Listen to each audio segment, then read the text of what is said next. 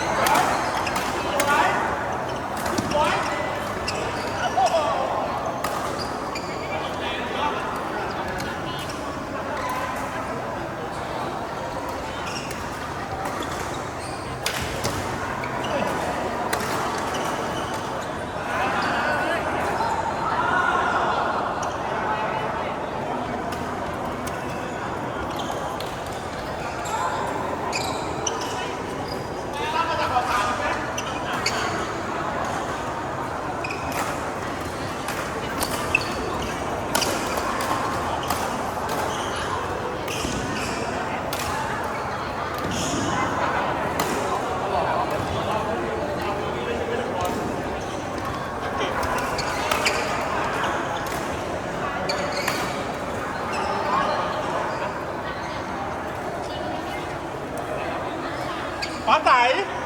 ขอ3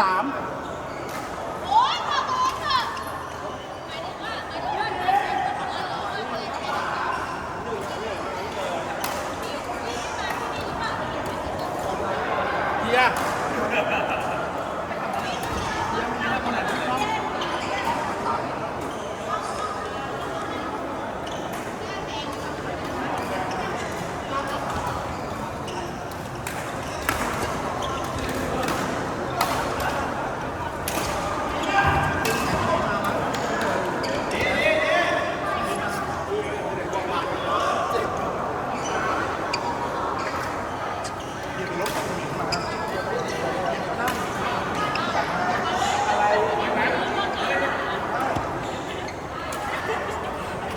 ไม่เห็นเหรอที่หลบจากระเบิดอะไรเงี้ยเนี่ย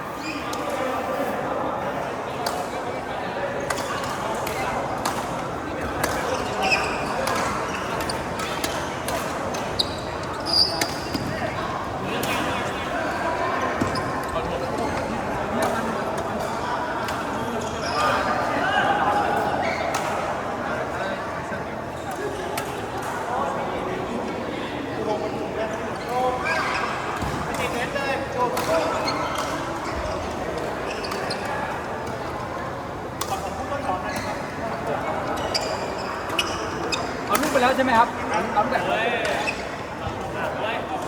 ขอให้ลงหลังไปเลย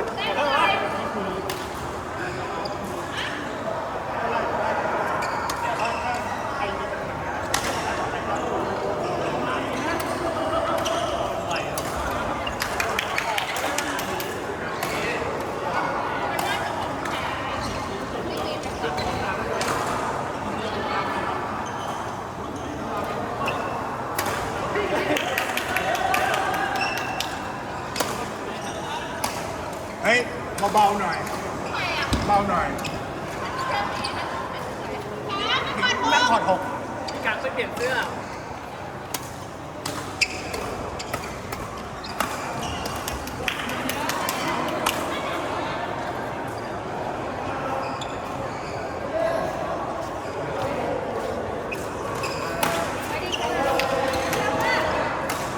จอมพี่อยากดูประสานกระบี่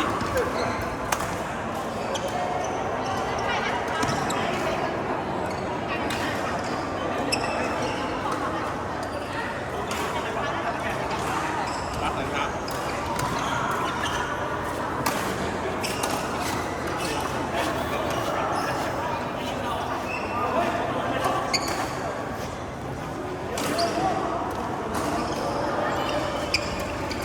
เอ้ย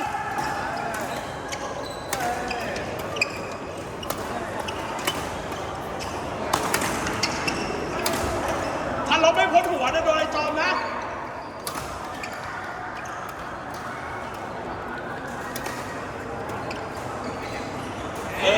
ออกมาหลายลูกแล้วแอล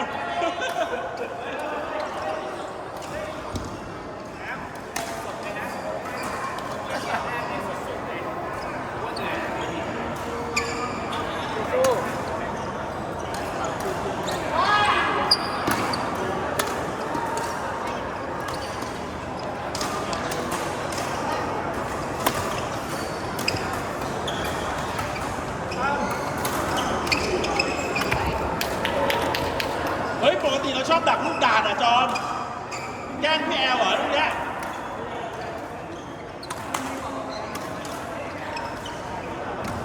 แต่แอลไม่กินข้าวกัน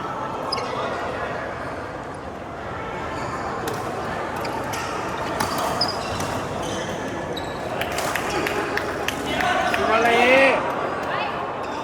นี่จริงหรือเปล่า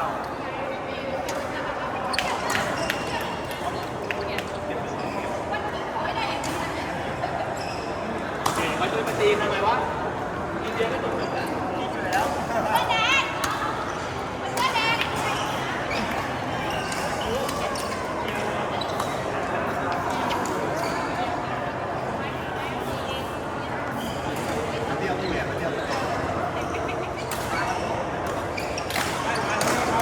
ไปเปล่าจอม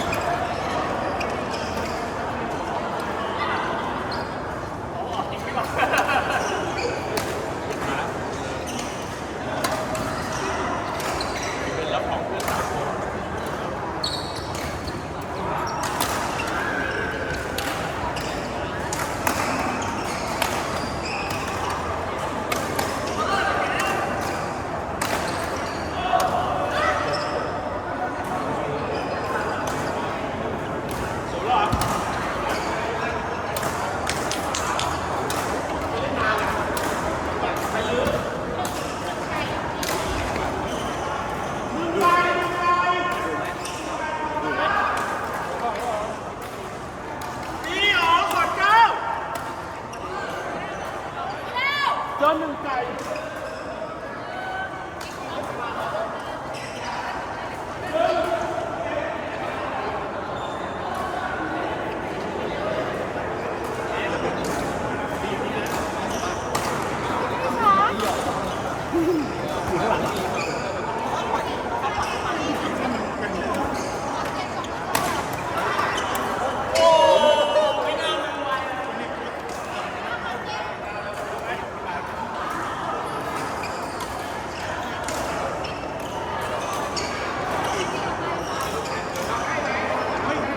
ไปแล้วก่อนเก้าอ่ะเก้าไม่ขอ มา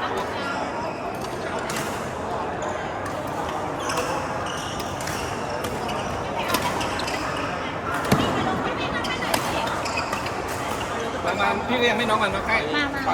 มาแล้วกลับมาแล้วแต่ทีเนี้ยหน้าจัง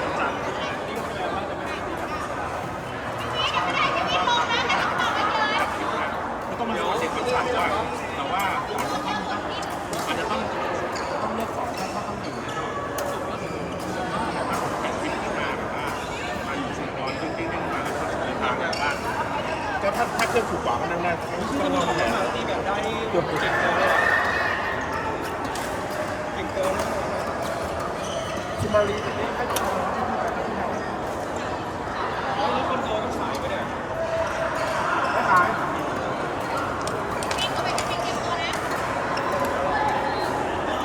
เจอกัน ก็ต้องจำสั่งอยู่ในรายสัญญาเริ่มต้น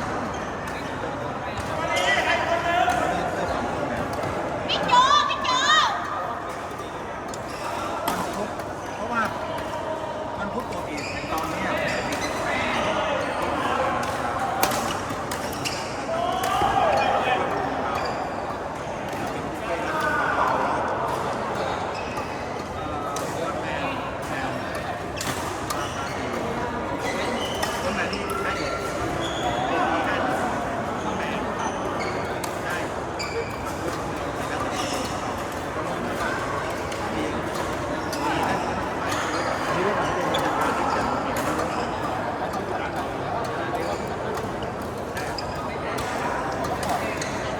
ผมเลยคิดว่ามันตีกับเรา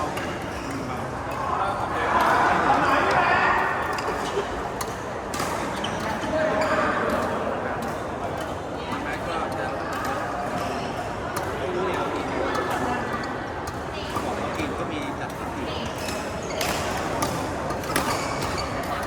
ก็ก็ดีนะเวลา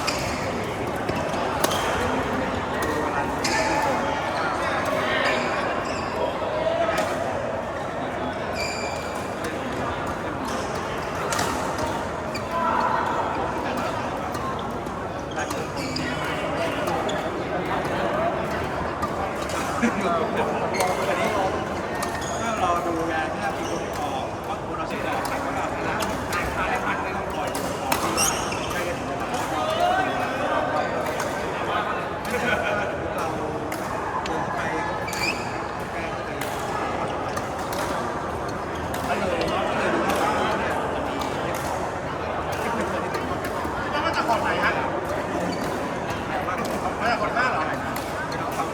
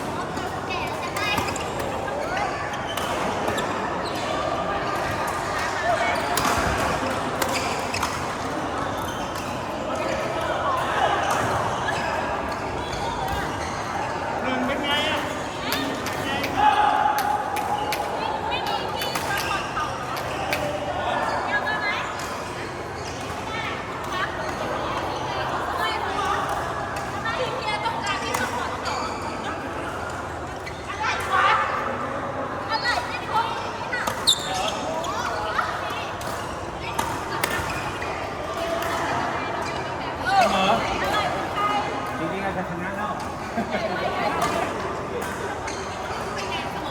เหนื่อยวะ อะไรไม่คนแบบนึงนะ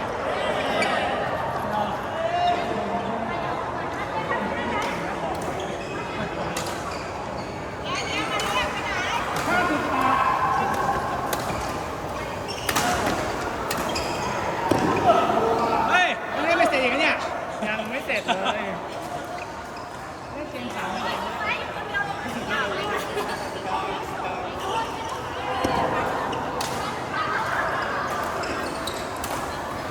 แก้มเนี่ย